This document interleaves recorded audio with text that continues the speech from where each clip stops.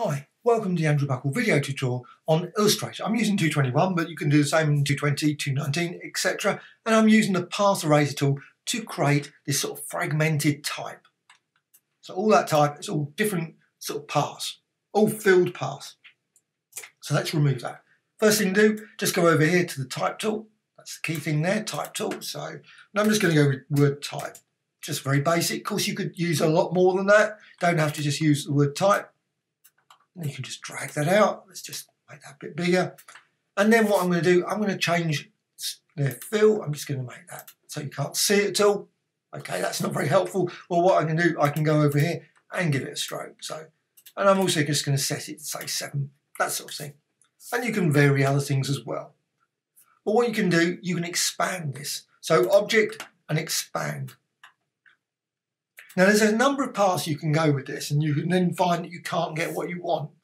And I know sometimes I've done this during a few tutorial runs, I've run through, and then suddenly I find I can't get to the point where I think I can. So it's always sometimes something you have to backtrack a bit if you suddenly realise, you know what, I didn't do X, Y, or Z. So you've got this design now, and you can see what you've got now. You've got these strokes all the way, and this is what I want. I want the strokes because the path eraser tool works with strokes. Now, where's the path eraser? It's over here. Shape tool, pencil tool, smooth tool, and path eraser tool. Now, there's no options as far as I'm aware, and double click, no options. What you can do, you can just drag over the path. The key command for this is actually select all, because what happens is sometimes the path is not selected, and then you can't erase it. So just go over it only works on the selected paths. So as soon as these paths up here are not selected, you can't erase them.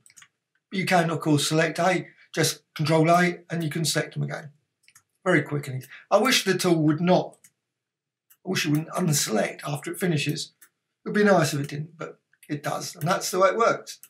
And you can just go over the whole thing, and you can just make little, very, very tiny ones, or maybe a lot more. Just remove a lot. Up to you. You can always undo. Just bring that back. Control A again, and then Control A. Control A quite a few times in this. So you've got this design now. Now and I'm just going to not going to go any further, but you can see the approach. You could break it down even more. I'm going to select the whole lot. And what I'm going to do, I want to transform it. I want to break it all apart. So that's going to be object and transform each. It's quite useful. However you do that, you see they all turn, which is not what I want. Got random there. That's the key thing, random.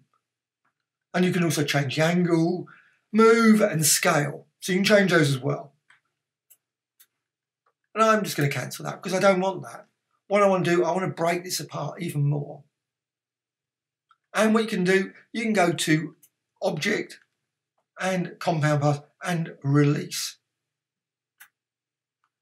And at this point, I'm just going to go layers, and you can see what happens. You get these layers panel if you want that window. I love the layers panel. It's super useful. It's one of those things you can just see, make certain what you're doing is the right steps. Because sometimes I do this and it looks no different.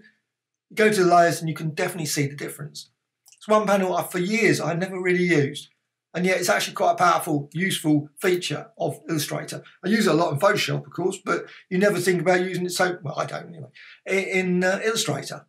So what you can do, you can now see you've got individual paths there. Now, there's still, let's just go up here, object, ungroup. I want to ungroup it because it's still part of a group. So you can see that it's a group there. So it's now not part of a group. So I can select these individual parts and I can break it apart. And, you know, that's quite nice as well. And again, you can, of course, I'm just doing that, but you can also, of course, use up here, object, transform, and transform each. You don't have to, of course, you could just do it manually, perfectly reasonable.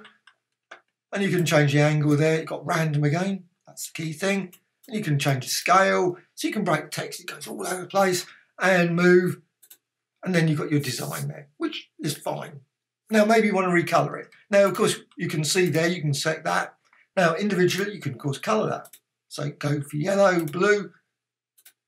Now, you may want it, you know, I want it in fill. I don't want separate strokes. Strokes are convenient for some things. I think strokes are great for lots of things. If you want to sort of like quickly just go like that, you can go there just to add a width profile.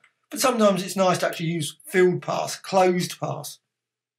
So what you can do, you can go to Object and Expand. And expand them all.